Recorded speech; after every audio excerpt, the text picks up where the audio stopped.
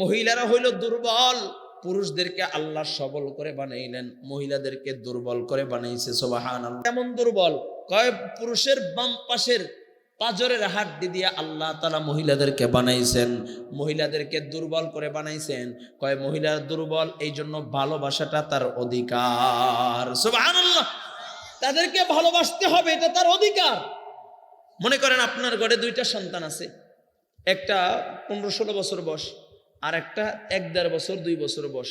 আপনি বাহির থেকে আসলেন, আপনার মোবাইলটাকে টেবিলের উপর রাখলেন, মোবাইলটা বড় ছেলেটা ধরতে গেলেই তখন ধমক দেয়, মোবাইল ধরো না, ঠিক কিনা? আর ছোট বাচ্চাটা যদি মোবাইল ধইরা জালনা দিয়া ফালায় দেয়, ভাইঙা ফালায়, তারপর ধমক দেয় না। কারণ কি? কয় কারণ সে বাচ্চাটা দুর্বল, ওকে ধমক দেওয়ার সময় পায় না, ওকে ভালোবাসতে হবে, এটা তার অধিকার। ঠিক কিনা জোরে বলেন? ঠিক মহিলারাও জন্মগতভাবে দুর্বল, ভালোবাসাটা ওদের অধিকার। এই জন্যই তো নবী বলেন ওয়ান নিসা, মহিলা আমার কাছে প্রিয়।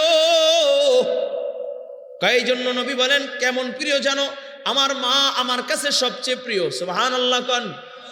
আমার স্ত্রী আমার কাছে সবচেয়ে প্রিয়, আমার বোন আমার কাছে সবচেয়ে প্রিয়, আমার মেয়ে আমার কাছে প্রিয়।